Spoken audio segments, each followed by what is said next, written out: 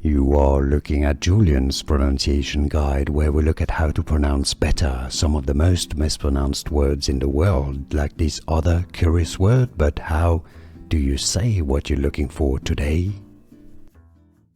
We are looking at how to pronounce the name of this neuroarthropathy. Charcot.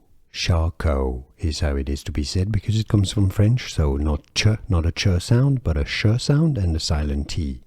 In French it'd be said as Charcot, Charcot Foot, Charcot Foot. And now you know. More videos for you here to learn more. Thanks for watching.